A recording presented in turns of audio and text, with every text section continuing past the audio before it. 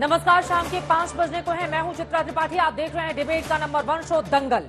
2024 लोकसभा चुनाव को लेकर बीजेपी उम्मीदवारों की पहली लिस्ट जारी कर सकती है। बड़ी खबर के साथ दंगल की शुरुआत हम करेंगे। अब से 1 घंटे के बाद शाम 6 बजे प्रेस कॉन्फ्रेंस करने जा रही है बीजेपी। माना जा रहा है कि इस लिस्ट में 100 दिग्गजों के नाम का ऐलान हो सकता है। बीजेपी सूत्रों के मुताबिक उम्मीदवारों की पहली सूची में प्रधानमंत्री नरेंद्र मोदी का नाम, इसके अलावा गृह मंत्री अमित शाह का भी नाम सूची में शामिल होने की खबर है। पहली सूची में वाराणसी, अयोध्या, प्रयागराज, आजमगढ़, गोरखपुर सहित कई प्रमुख सीटों के लिए उम्मीदवारों का ऐलान हो सकता है। आपको ये भी बताते चले कि बीजेपी उम्मीदवारों के नामों पर चर्चा करने के लिए 29 फरवरी को दिल्ली बीजेपी मुख्यालय में पार्टी की केंद्रीय चुनाव समिति की बड़ी बैठक हुई थी। ये मीटिंग रात 8 बजे से शुरू होकर सुबह करीब 4 बजे तक चली थी, जिसमें प्रधानमंत्री नरेंद्र मोदी की मौजूदगी थी। इसके अलावा गृह मंत्री अमित शाह, पार्टी अध्यक्ष जेपी नड्डा समेत तमाम दिग्गज नेता मौजूद रहे। यानी कि शाम से जो मीटिंग शुरू हुई वो भोर तक, सुबह 4 बजे तक जारी रही, जिसमें पहली लिस्ट को लेकर मुहर लगा दी गई थी। सूत्रों के मुताबिक बैठक में करीब 17 राज्यों की लोकसभा सीटों पर चर्चा की गई थी और 155 से ज्यादा सीटों को लेकर फैसले किए गए हैं। 100 से ज्यादा सीटों पर आज उम्मीदवारों का ऐलान हो सकता है। अब से कुछ देर के बाद भारतीय जनता पार्टी की प्रेस कॉन्फ्रेंस होने जा रही है। आपको बताते चले, सबसे ज्यादा फोकस उन सीटों पर होगा जहां पर दिग्गजों की ओर से पिछली बार भी शानदार चुनावी जीत हासिल की गई थी। उसके बाद दूसरा फोकस उन तमाम 144 वो सीटें हैं जहां पर बीजेपी दूसरे या फिर तीसरे नंबर पर रही थी।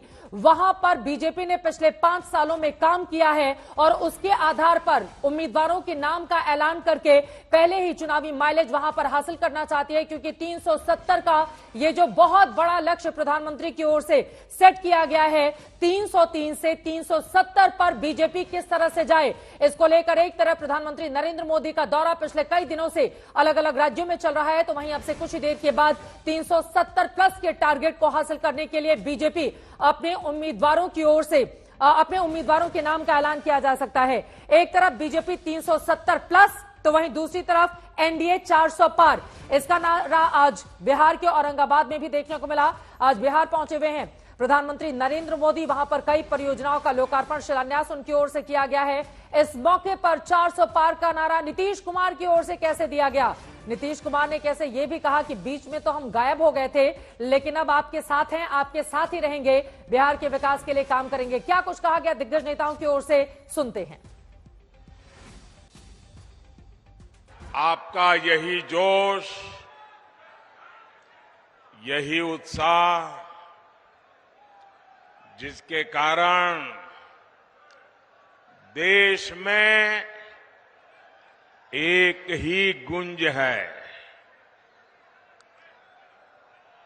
मैं भी आ रहा था तो वो गुंज यहां पर भी सुनाई देती है, और वो गुंज है अब की बार 400 पार।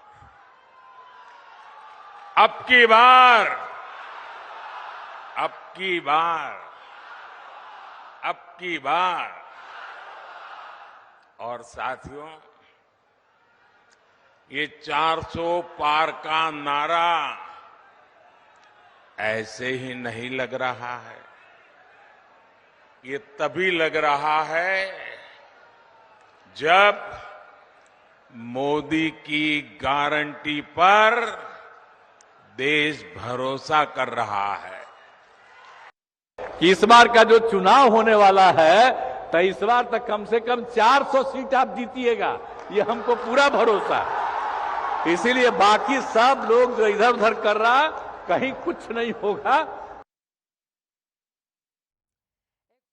बयान नीतीश कुमार की ओर से दिया गया वो आपको आगे सुनाएंगे, लेकिन बड़ी खबर एक बार फिर से आपको बताते हैं। अब से थोड़ी देर के बाद बीजेपी मुख्यालय में पहली लिस्ट का ऐलान किया जाएगा। कई सांसदों के टिकट कटने वाले हैं, कई युवा चेहरों को मौका दिया जाएगा। महिलाओं की भी हिस्सेदारी प्रमुखता से दी जाएगी, क्योंकि अभी हाल ही में हम सब ने देखा था किस तरह से महिला अधिनियम बिल पास किया गया महिलाओं को रिजर्वेशन के लिए। तो माना जा रहा है कि बीजेपी आज की इस लिस्ट में कई युवा चेहरे, कई महिला चेहरों को तवज्जो दे सकती है। 100 से ज्यादा नामों का ऐलान आज हो सकता है। हमारे कई सहयोगी अलग अलग हिस्सों से और ज्यादा जानकारी के साथ हमारे साथ मौजूद हैं। मिलन शर्मा हमारे साथ जुड़ चुकी हैं, जिनके पास इस बारे में जानकारी है कि कितने नामों का ऐलान किया जा सकता है, कितनों का टिकट काटा जा सकता है। रवीश पाल सिंह हमारे साथ, हमारे सहयोगी दिखाई दे रहे हैं। शिवराज सिंह चौहान को क्या विदिशा से, जहां से वो सांसद कई बार रहे, क्या वहां से चुनावी मैदान में उतारा जा सकता है? बुंदी से फिलहाल वो विधायक हैं, रवीश के पास भी चलेंगे, लेकिन सबसे पहले बीजेपी दफ्तर का रुख करते हुए मिलन, क्या खबर आ रही है? 1 घंटे के बाद कितने टिकट कटेंगे, कितनों के टिकट पक्के कर दिए जाएंगे, माहौल क्या है? और पत्रकारों के पास भी नेताओं के बहुत सारे फोन आते हैं, क्योंकि बीजेपी के कई ऐसे सांसद हैं जिनकी दिल की धड़कनें बढ़ी हुई हैं कि टिकट रहेगा या इस बार काट दिया जाएगा।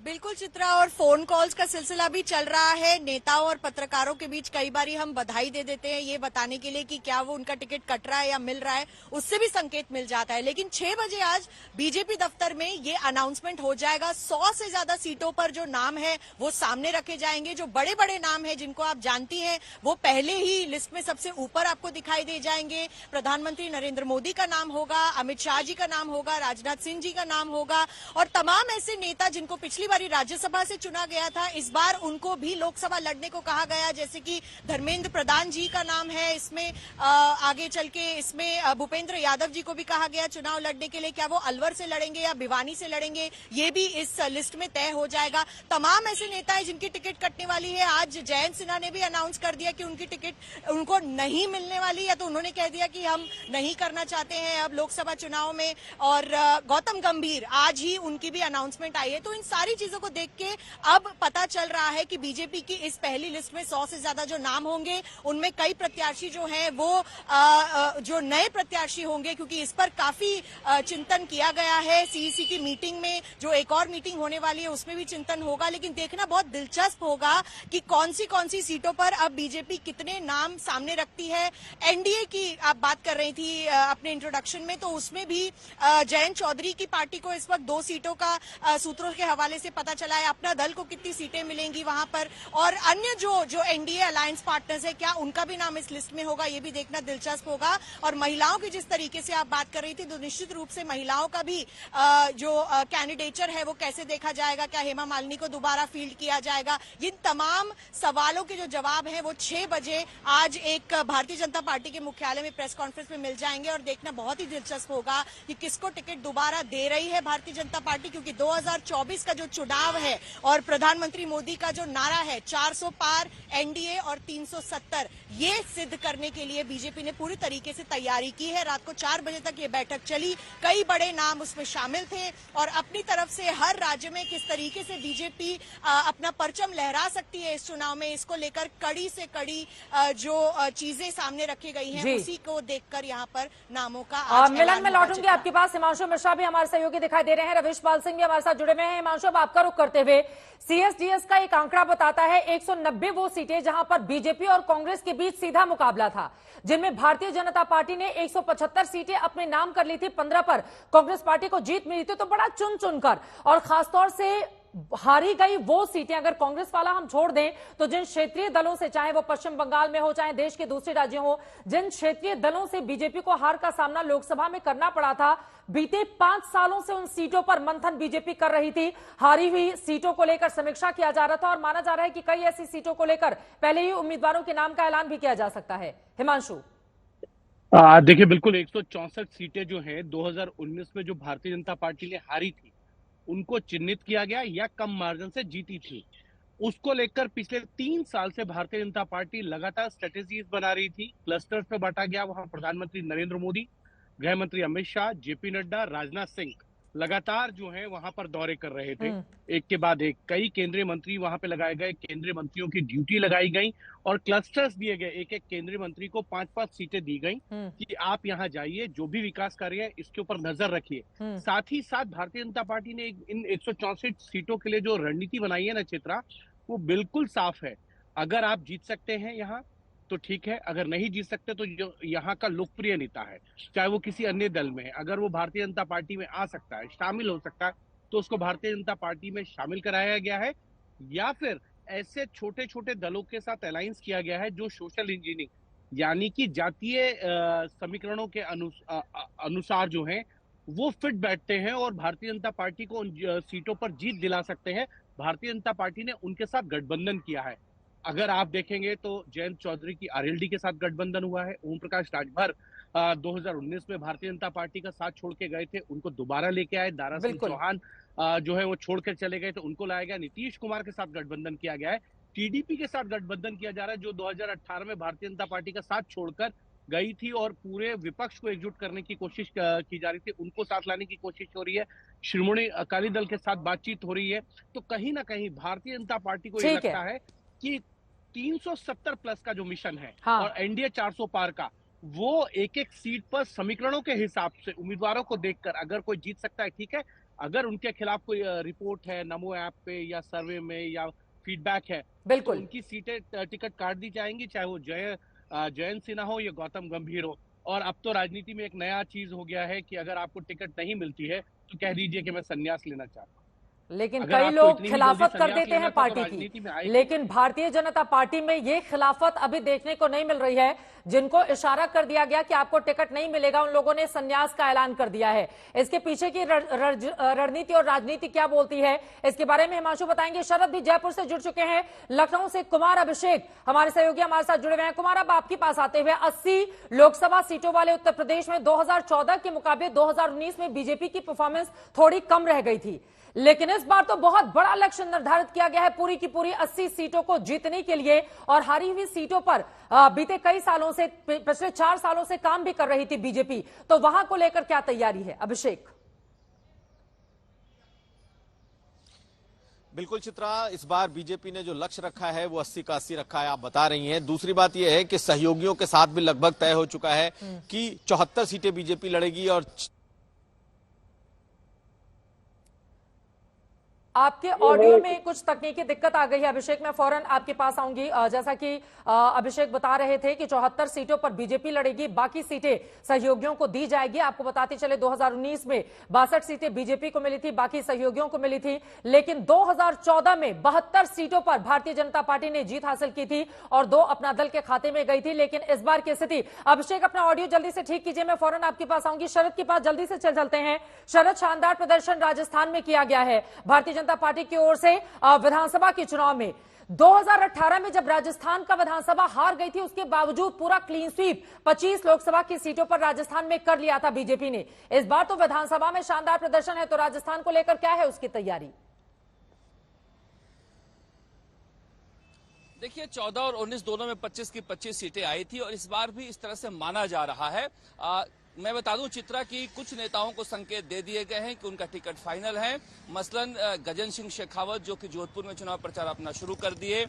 सीपी जोशी जो लौटे हैं वहां पर मीटिंग से प्रधानमंत्री नरेंद्र मोदी के साथ, प्रदेश अध्यक्ष भी हैं यहाँ के, वो आज सुबह मंदिर दर्शन करने गए हैं। मेहदीपुर बालाजी, लोकसभा अध्यक्ष ओम बिरला जो टिफिन सभा कर रहे हैं औरतों के बीच सुबह से आज महिला वोटरों के बीच। और इसी तरह से कैलाश चौधरी जो कृषि राज्य मंत्री हैं, उन्होंने अभी ऐलान किया कि थोड़ी देर पहले कि मुझसे कोई गलती हो गई है तो उसकी सजा प्रधानमंत्री नरेंद्र मोदी को मत देना। तो ऐसी सीटें कही जा रही है, 7 सीटें, गजेंद्र सिंह शेखावत, ओम बिरला, कैलाश चौधरी और सीपी जोशी।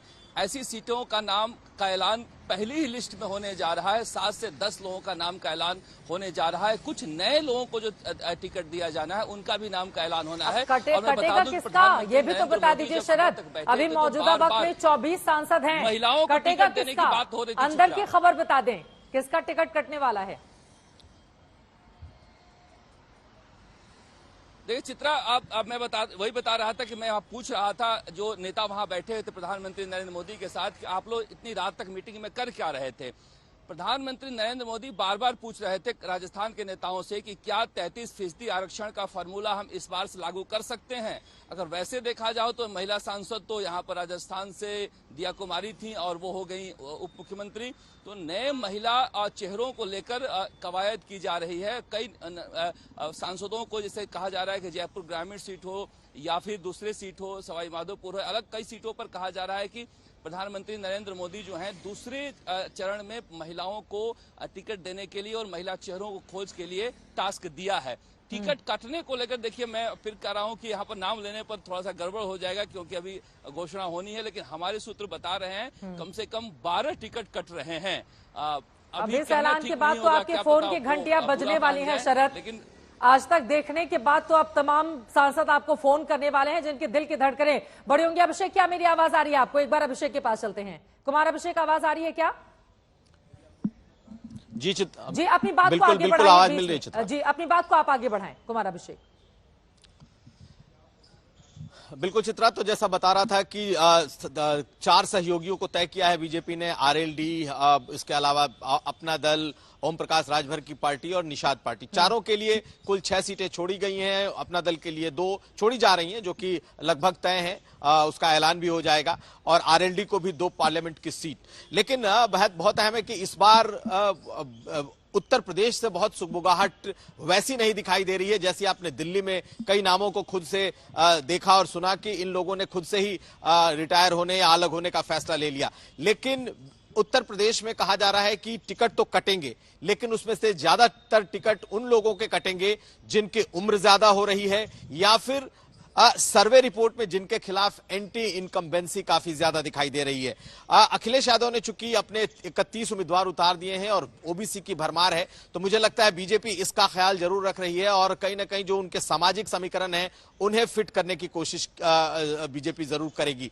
राजनाथ सिंह का टिकट लखनऊ से होगा, ये भी हमें सूत्र बता रहे हैं। तो उत्तर प्रदेश में बड़े पैमाने पर टिकट कटेगा ऐसा नहीं है, लेकिन माना जा रहा है कि 12 तकरीबन 1 दर्जन के आसपास कम से कम या तो टिकट बदले जाएंगे या टिकट कटेंगे या लोगों के लोकसभा क्षेत्र बदले जा सकते हैं, ऐसी चर्चा है। अब देखना यह है कि कौन कौन से नाम इसमें आते हैं। सबसे बड़ी बात जिसकी चर्चा आपने की वो ये कि जो बीजेपी की हारी हुई सीट है, यानी कि 16 सीटें जो बीजेपी हारी, जिसमें से 2 सीटों पर बाद में बीजेपी ने जीत दर्ज की थी। सुनील बंसल जो कि कभी उत्तर प्रदेश के प्रभारी हुआ करते थे, उनके जिम्मे ये तमाम जो हारी हुई सीटें हैं वो थी और उस पर बहुत मशक्कत की गई है। और ये कहा जा रहा है कि इन 16 सीटों को जीतने का जो फॉर्मूला है, जो प्लान है, वो बीजेपी ने पूरी तरीके से तैयार कर रखा है। कुछ सीटें इसमें से सहयोगियों को दी जा सकती हैं, लेकिन ज्यादातर सीटों पर बीजेपी खुद लड़ रही है और कई बाहरी चेहरे, चूंकि बीजेपी इन सीटों पर जो हारी है उसमें उसके पास मजबूत कैंडिडेट्स की कमी है, ऐसे में आयातित उम्मीदवार इन सीटों में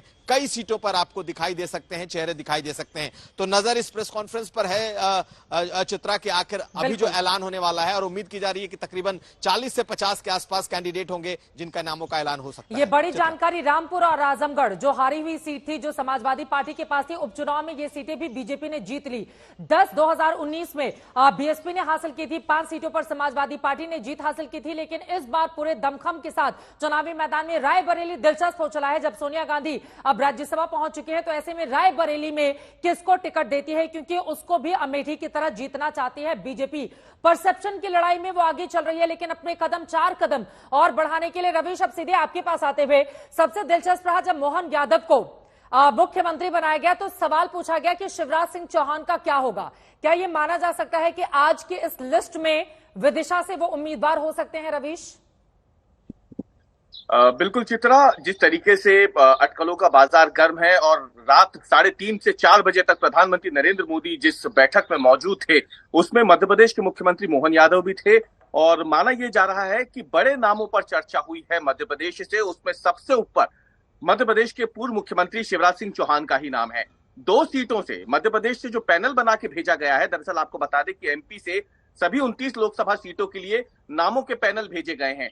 हर लोकसभा सीट पे भाजपा ने 2 से 3 नामों का पैनल बना के भेजा है। उसमें शिवराज सिंह चौहान का नाम जो है वो 2 लोकसभा सीटों से सामने रखा गया है भाजपा की तरफ से, मध्य प्रदेश यूनिट की तरफ से। उसमें एक सीट भोपाल सीट है और दूसरी विदिशा सीट, जहां से शिवराज सिंह चौहान पहले 5 बार के सांसद रह चुके हैं। तो अटकलें तो इसी बात की ज्यादा है कि शिवराज सिंह चौहान विदिशा से लड़े, लेकिन भोपाल से भी वो चुनाव लड़ सकते हैं। इन 2 में से किसी एक सीट पर शिवराज सिंह चौहान चुनाव लड़ेंगे। इस पर अब लगभग एक तरीके से देखा जाए तो सिर्फ आधिकारिक घोषणा होना बाकी है, क्योंकि मध्य प्रदेश की सियासत में तो इस पर मोहर लग चुकी है कि शिवराज सिंह चौहान अब आखिरकार दिल्ली जा रहे हैं, जिससे अब तक वो बचते आ रहे थे। कई बार उनके बयान भी सामने आए थे, लेकिन शिवराज सिंह चौहान से कहीं ज्यादा चित्रा आपको बताएं कि मध्य प्रदेश में दो नाम है शिवराज सिंह चौहान के अलावा, अब एक बड़ा नाम है ज्योतिरादित्य सिंधिया का भी, जो 2019 का लोकसभा चुनाव बतौर कांग्रेस के टिकट पे हारे थे, अब वो भाजपा में है। क्या ज्योतिरादित्य सिंधिया जो पिछले 1.5-2 महीने से हम देख रहे हैं, उनकी सक्रियता अपने पुराने संसदीय क्षेत्र गुना शिवपुरी में जिस तरीके से दिख रही है, क्या लोकसभा चुनाव में भी भाजपा अब एक बार फिर उन्हें खड़ा करेगी? क्योंकि अभी तो वो राज्यसभा के सांसद हैं, लेकिन भाजपा जिस तरीके से अब की बार 400 पार का नारा लेके चल रही है, एक एक सीट उसके लिए बेहद ज्यादा जरूरी हो जाती है।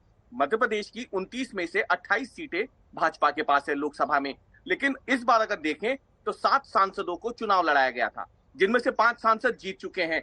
उनको सांसद पद से इस्तीफा दिला के मध्य प्रदेश में विधायक की शपथ दिलाई गई है। उनमें से कुछ मंत्री बन चुके हैं। राकेश सिंह की अगर हम बात करें, नरेंद्र सिंह तोमर विधानसभा अध्यक्ष बन चुके हैं, प्रहलाद सिंह पटेल मंत्री बन चुके हैं। तो ऐसे में अगर देखा जाए तो भाजपा के सामने बड़ी चुनौती है उन सांसदों की रिक्त स्थान को भी भरना, और दूसरा शिवराज सिंह चौहान को कहीं ना कहीं स्थापित करना, क्योंकि बहुत ज्यादा समय तक उन्हें अब इस तरीके से दरकिनार नहीं किया जा सकता। 16.5 सालों के मुख्यमंत्री और एक बड़ा चेहरा है, खासतौर से ऐसे समय में अब उनकी जरूरत कहीं ज्यादा पार्टी को महसूस हो सकती है, जब पार्टी एक बड़ा लक्ष्य अब की बार 400 सीटों का लेकर के चल रही है। दिलचस्प रहेगा देखना कि शिवराज को पार्टी कहां से उतारती है, और छिंदवाड़ा सीट जो लगातार हारती हुई चली आ रही है, वहां पर नकुल नाथ को अपने पाले में लाने की इस तरह की खबरें चलती रही बीजेपी। हालांकि इस पर किसी का रिएक्शन तो नहीं आया था। छिंदवाड़ा में भी पूरी ताकत लगाकर उसको भी जीतना चाहती है बीजेपी। तो क्या रहेगा मध्य प्रदेश का हाल, इस पर भी रहेगी हमारी नजर। लेकिन अब से कुछ देर के बाद शाम 6 बजे बीजेपी उम्मीदवारों की पहली लिस्ट जारी कर देना चाहती है। इसके जरिए भारतीय जनता पार्टी परसेप्शन की लड़ाई में क्या 4 कदम आगे रहना चाहती है। बीजेपी ने जिस तरह का मंथन किया है, इसके जरिए संकेत और संदेश क्या दिए जाने की कोशिश है, इसी पर करेंगे चर्चा। खास मेहमानों की मौजूदगी है, उनका तारुफ आपसे करवा देती हूं। शहनवाज हुसैन जी हमारे साथ, राष्ट्रीय प्रवक्ता, पूर्व मंत्री भारतीय जनता पार्टी के जुड़ चुके हैं। राजीव रंजन जी हमारे साथ इस वक्त मौजूद है, आप स्पोक्स पर्सन है जेडीयू के। डॉक्टर आशुतोष वर्मा समाजवादी पार्टी के प्रवक्ता हमारे साथ जुड़ चुके हैं। धीरेन्द्र कुमार जी एलजेपीआर के स्पोक्स पर्सन हमारे साथ हैं। वरुण पुरोहित जी पॉलिटिकल एनालिस्ट जुड़ चुके हैं, और कन्हैया बेल्लारी जी सीनियर जर्नलिस्ट हैं, आप भी हमारे साथ जुड़ चुके हैं। सबसे पहले शहनवाज जी आपके पास ही आते हुए, तो दिल की धड़कनें तो बहुत सारे लोगों की बढ़ी हुई हैं, और कुछ लोगों के चेहरे पर मुस्कुराहट भी आ जाएगी जब आज उनको टिकट दिया जाएगा। टिकट का ऐलान करने के साथ ही बीजेपी क्या संकेत और संदेश देने की कोशिश की जा रही है, इसके जरिए क्या गारंटी मिलेगी जनता को? शहनवाज जी। देखिए, आपने बहुत विस्तृत जानकारी दी है रिपोर्टर्स के जरिए, जो वहां मौजूद नहीं थे, और उनके पास जो खबरें होती हैं, जो खबरें निकल के केंद्रीय चुनाव समिति की कोई खबर बाहर नहीं आती है कि क्या होने वाला है, यह कयास है। मैं खुद 18 साल केंद्रीय चुनाव समिति का सदस्य रहा हूं, निर्णय में भागीदार रहा हूं।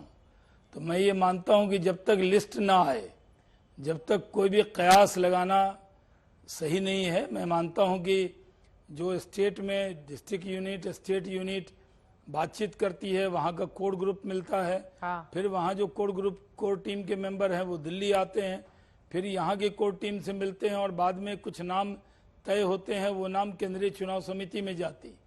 केंद्रीय चुनाव समिति में भी कोई नाम जो चर्चा होती है, उसके अलावा बहुत जो लंबी चर्चा हुई, जो आपने कहा कि 3 बजे रात तक चर्चा हुई, उसमें सिर्फ उम्मीदवार के नाम पे नहीं होती चर्चा, बल्कि परिस्थिति क्या है, वहां पर क्या हो सकता है और क्या संभावनाएं हैं। अरे खबर तो ये है कि बड़ी तादाद में बीजेपी टिकट काटने वाली है, तो किसी को दे दिया। अब आपके भी मन में है कि बीजेपी आपको कहां से उतारेगी, ये भी बता दीजिए। अब तो जेडीयू के साथ आ गए हैं आप लोग, अभी तो बातें खिली हुई हैं बिहार को लेकर, प्रधानमंत्री भी बिहार में हैं। आपने मुझे कहा कि बीजेपी के प्रवक्ता आए हैं, मैं शाहनवाज हुसैन का प्रवक्ता थोड़ी हूं जो अपने बारे में बात करूंगा। मैं तो कहूंगा मेरी पार्टी अभी बिहार की चर्चा नहीं हुई है, इतना मैं कह सकता हूं, क्योंकि बिहार की भी चुनाव समिति होगी, यहाँ कुछ नाम तय होंगे, फिर दिल्ली में जाकर बातचीत होगी। तो ये मैं आपको एक जानकारी, सही जानकारी मैंने आपको दिया। मतलब बिहार की लिस्ट, आज जो लिस्ट आएगी उसमें बिहार के नाम नहीं होंगे, उसके लिए थोड़ा इंतजार करना होगा। शहनवाज जी, आप ये ब्रेकिंग न्यूज हमें दे रहे हैं? नहीं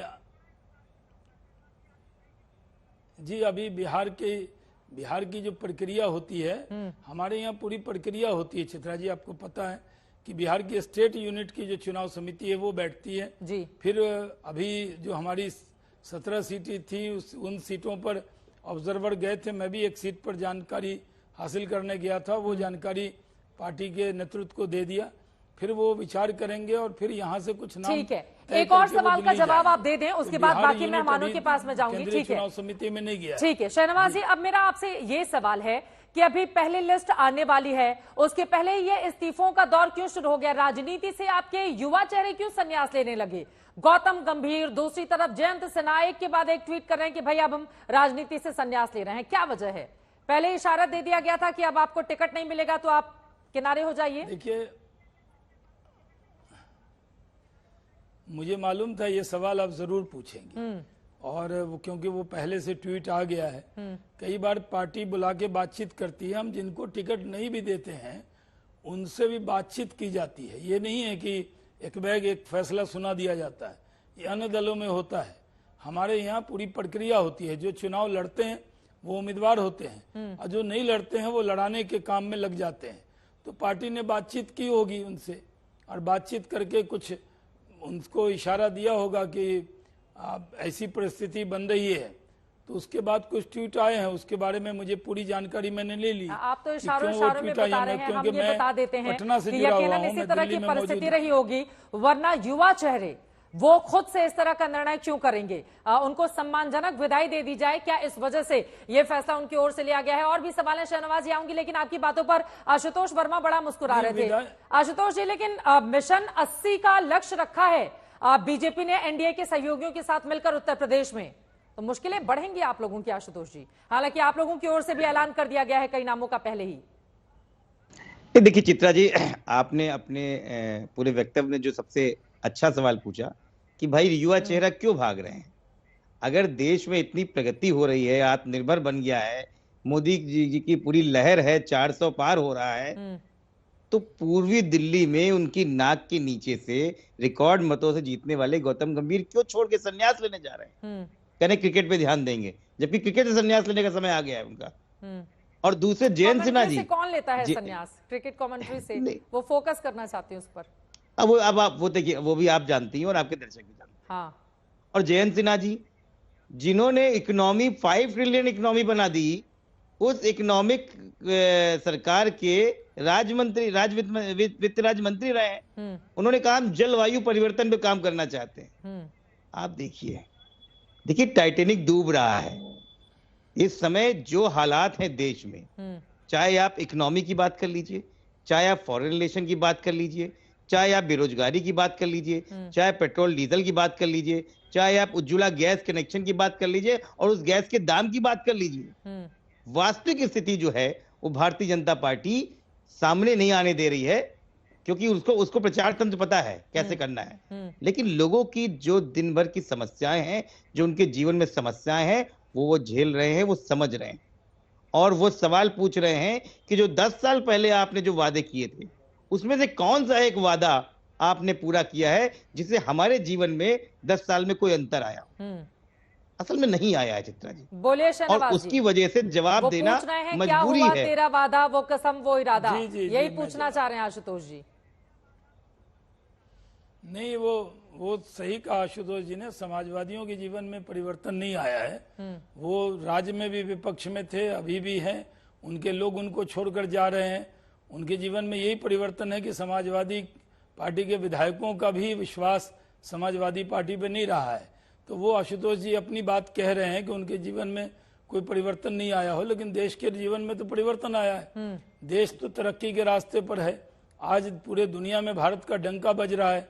लेकिन जहां तक उम्मीदवार का कहा कि उन्होंने गौतम गंभीर साहब ने या जयंत सिन्हा जी ने कहा है, तो देखिए हमारे यहाँ दिल्ली की जितनी भी सीटें थी वो 50% के ज्यादा मार्जिन से हमने वो सीट ली थी। यानी हमारा वोट परसेंटेज बहुत ज्यादा था।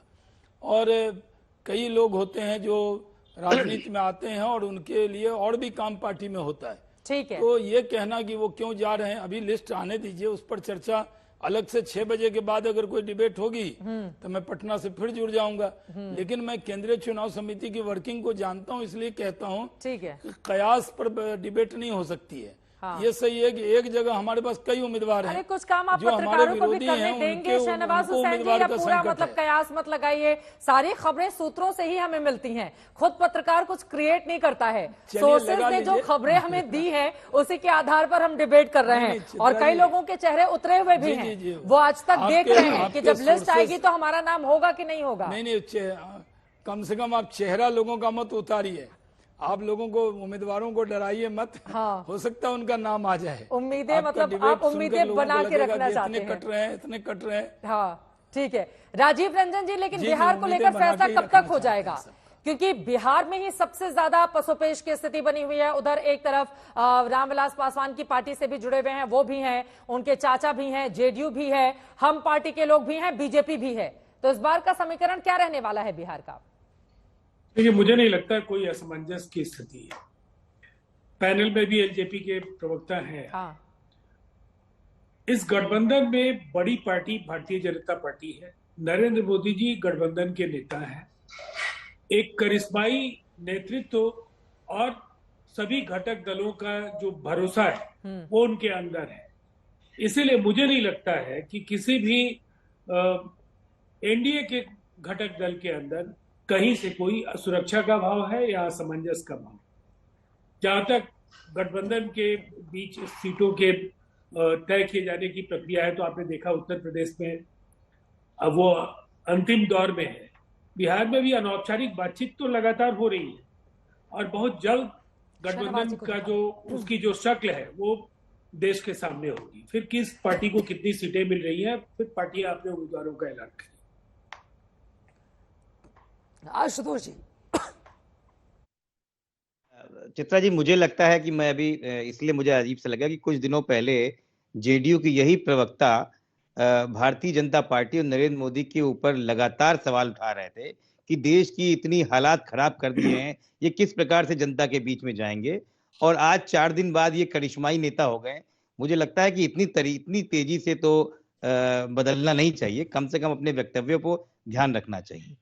लेकिन जहां तक बिहार की बात है, मैं बिहार का, क्योंकि वहां किसी पार्टी का प्रवक्ता नहीं हूं, लेकिन इंडिया अलायंस की तरफ से ये जरूर जानता हूं कि कुछ ऐसी सीटें हैं जिसको लेके जेडीयू और रामविलास पासवान जी की पार्टी और भारतीय जनता पार्टी में कुछ उहापोह रहती है। क्या वो क्लियर करेंगे क्योंकि वहां भी चीजें इतनी स्मूथ हैं? क्योंकि अभी भी एलजेपी के भी 2 टुकड़े हो चुके हैं, जेडीयू में भी कई असंतुष्टों की बात उठ रही है। हमने तो ये तक सुना था कि मुख्यमंत्री नीतीश कुमार जी विधानसभा जो है भंग करने की मांग पे अड़े हुए हैं और भारतीय जनता पार्टी इसको मान नहीं रही है। तो इस तरीके की बड़ी बड़ी बातें इस समय बिहार से आ रही हैं। मेरा छोटा सा जवाब ले लीजिएगा। नहीं, बिल्कुल, आप बोलिए।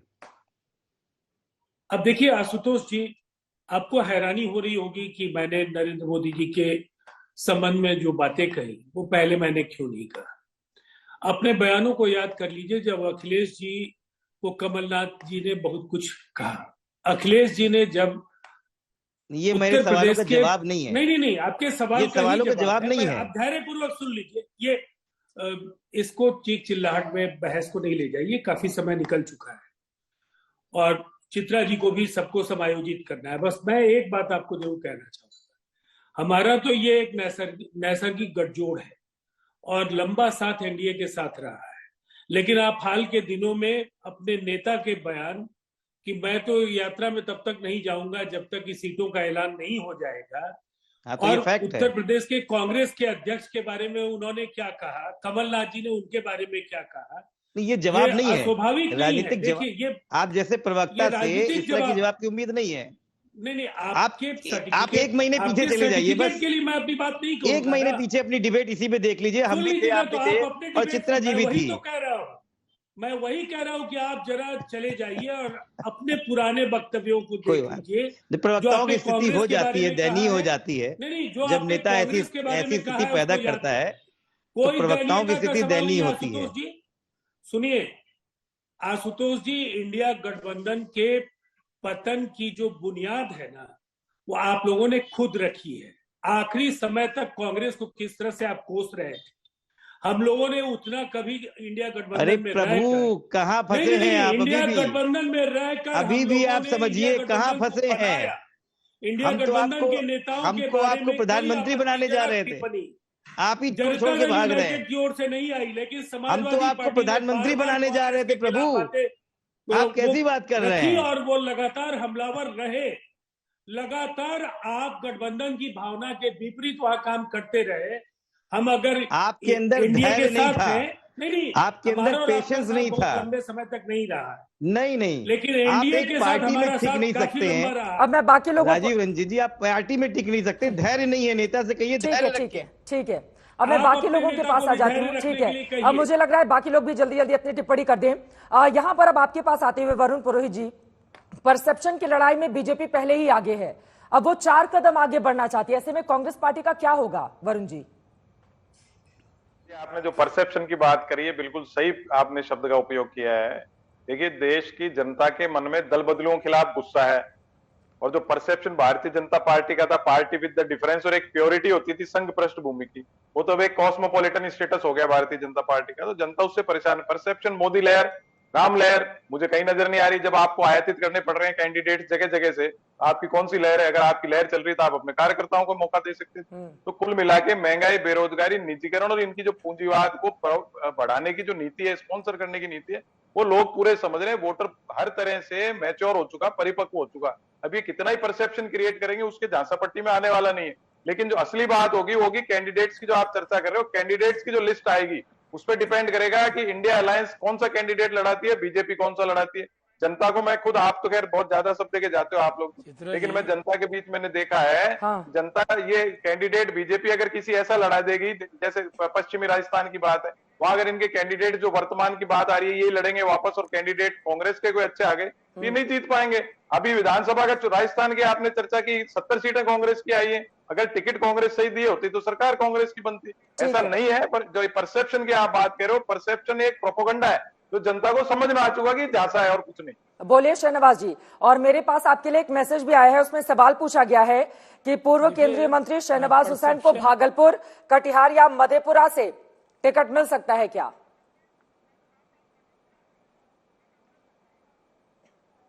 अच्छा, चलिए, आपने 3-3 सीटें बता दी हैं, ये तो पार्टी तय करेगी। मेरा वही जवाब होगा कि हमारी पार्टी केंद्रीय चुनाव समिति तय करती है। लेकिन मैंने इनके जवाब आप देना है। परसेप्शन क्या है? जो कैंडिडेट दूसरे दल से भी आते हैं, जिस पार्टी की लहर होती है, हवा होती है, जीतने की गारंटी होती है, वही लोग आते हैं। आखिर लोग कांग्रेस में या समाजवादी पार्टी में क्यों नहीं ज्वाइन कर रहे हैं? क्योंकि सबको पता है ये डूबता हुआ जहाज है, इसका डूबना तय है। भारतीय जनता पार्टी के बारे में परसेप्शन है, जो आप परसेप्शन पे ही जोर दे रहे हैं। कहीं चले जाइए, आप पूछिए कि इस बार कौन आएंगे, तो लोग कहेंगे अब की बार मोदी सरकार, फिर एक बार मोदी सरकार। सबसे बड़ी पार्टी है तो आपको आयात करने की क्या आवश्यकता है? जी, हाँ, सुन लीजिए पहले। जी, आयात नहीं, हमारे यहाँ हमारी पार्टी, हम सबका साथ, सबका विकास, सबके विश्वास वाले लोग हैं। जो लोग ऐसे हैं जो राजनीति में हमने दरवाजा बंद नहीं रखा है। अगर अच्छे उम्मीदवार हमारे पास आते हैं, अच्छे नेता आते हैं, हम उनका जरूर स्वागत करते हैं, क्योंकि हमारी वो नरेंद्र मोदी जी के सपनों के साथ जुड़ना चाहते हैं, हमने उनको शामिल किया। आपका ये कहना कि हमारे पास उम्मीदवार नहीं है इसलिए हम ला रहे हैं, ऐसा नहीं है। बहुत सी बड़ी तादाद में लोग ऐसे आए हैं कि सबको यकीन है कि आएंगे तो मोदी ही, खाएंगे तो मोदी ही, जीतेंगे तो मोदी ही, और $5 ट्रिलियन की इकोनॉमी बनाएंगे तो मोदी ही। धीरेन्द्र जी, अब आपके पास आते हुए, आज नीतीश कुमार ने भी मन से कह दिया है कि एनडीए 400 पार होगा। क्या है आप लोगों की तैयारी? धीरेन्द्र जी।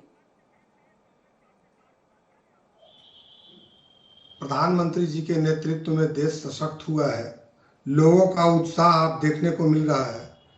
आज आदरणीय प्रधानमंत्री जी को देख रहे हैं कि वो विकास का उत्सव मनाते हैं मोबाइल में फ्लैश जला करके। तो लोग जो मोबाइल का फ्लैश जला रहे हैं, उससे यह एहसास होता है कि जनता के बीच में कितनी हमारे कामों की चर्चा है और कितनी पॉपुलैरिटी है। और ये जो मोबाइल का फ्लैश लाइट चलता है ना, ये सपना हमारे स्वर्गीय संस्थापक जो नेता थे रामविलास पासवान जी, उनके कार्यकाल में मोबाइल हर हाथ में देश में आया। या मुफ्त राशन की योजना आई, एक मंत्रिमंडल के सहयोगी के रूप में रामविलास पासवान जी ने रखा, जिसको सहज प्रधानमंत्री जी ने स्वीकार किया। तो ये है हमारे गठबंधन में घटक दलों के नेताओं की इज्जत, इसलिए दूसरों की चिंता करने की जरूरत नहीं है। दूसरी बात मैं कह दूं, आशुतोष जी कह रहे थे कि युवा लोग छोड़ के जा रहे हैं। अरे युवा लोग कहाँ छोड़ के जा रहे हैं? अभी तो पैनल में ही बैठे हुए वरिष्ठ नेता है, युवा काल से हम देख रहे हैं माशाअल्लाह शाहनवाज जी सबसे कम उम्र के केंद्रीय मंत्री वाजपेयी साहब दिखाइए भाई स्क्रीन पर शाहनवाज जी को दिखा दीजिए। जी बोलिए बोलिए। साथ में है और भगवान इनको ऐसे ही युवा बनाए रखे। युवा मंत्री ग्रुप में हमारे नेता चिराग पासवान जी लगातार एनडीए में बने हुए हैं, ज्योतिरादित्य हैं, तो कई बड़े चेहरा हैं जो लगातार इसमें बने हुए हैं। और युवा देश का प्रधानमंत्री मोदी जी के नेतृत्व में, इसलिए आशुतोष जी उसमें चिंता करने की जरूरत नहीं है। आपके यहाँ जो 2 युवा एक साथ मिले हैं ना उत्तर प्रदेश में, उसका जो परिणाम है वो पहले भी देखा गया था, अब भी देखा जाएगा, उसमें चिंता करने की जरूरत नहीं है। आप लोग आगरा में मिले हैं, सही जगह में मिले हैं। अब मनोचिकित्सक की आवश्यकता डॉक्टर साहब धीरेन्द्र जी आप लोगों को है। अब ये क्या मनोचिकित्सक, राजनीति के मैदान में कहाँ मनोचिकित्सक को लेकर आप आ रहे हैं? राजनीति तो मुद्दों पर लड़ी जाती है ना, अपनी उपलब्धियों पर लड़ी जाती है। जनता इसीलिए आपको रिजेक्ट करेगी, जनता इसीलिए रिजेक्ट करेगी। बोलिए बोलिए धीरेन्द्र जी, 10 सेकंड बोलिए। 10 सेकंड। और ये कहते हैं कि आप लोग इस पर परसेप्शन कर रहे हैं, ईडी, सीबीआई, आईटी। अरे ये हालत किसने बनाई? वो मुखड़ा याद आ गया चित्रा जी कि आपने ये हालत बनाई मेरी, और आप ही पूछते हैं कि क्या हो गया। अरे भाई, आप लोगों ने बेईमानी किया, भ्रष्टाचार किया, डाका डाला, तो उसका प्रधानमंत्री जी ने कहा है कि हम। चलिए मैं लौटूंगी कन्हैया जी, मैं फौरन आपके पास आ रही हूँ। आपसे एक भी टिप्पणी बहुत देर से मैं नहीं ले पाई हूँ, लेकिन अशोक सिंघल इस वक्त बीजेपी मुख्यालय से हमारे साथ मौजूद हैं। अशोक, क्या है तैयारी, कितनी देर में शुरू हो जाएगी प्रेस कॉन्फ्रेंस? देखिए 6 बजे का टाइम है इस खास प्रेस कॉन्फ्रेंस का, जिसका सबको इंतजार है। देश भर के लोगों को, खास तौर से जो उम्मीदवारी की उम्मीद लगाए बैठे हुए हैं, जिनको उम्मीदवार बनना है, उनको खास तौर से इंतजार है, और मीडिया को भी इंतजार है। पूरा खचाखच ये हॉल भरा हुआ है और 6 बजे प्रेस कॉन्फ्रेंस प्रस्तावित है, और उसमें करीब 100 नामों की उम्मीद की जा रही है कि 100 उम्मीदवारों की घोषणा कर सकती है बीजेपी। और पूरा कई दिनों से मैराथन मीटिंग हुई, केंद्रीय जो सेंट्रल इलेक्शन कमेटी है उसकी बैठक हुई, चुनाव समिति की, उसमें चर्चा की गई। उससे पहले प्रधानमंत्री निवास पर जेपी नड्डा, अमित शाह, इन तीनों की कई घंटे मैराथन मीटिंग की गई।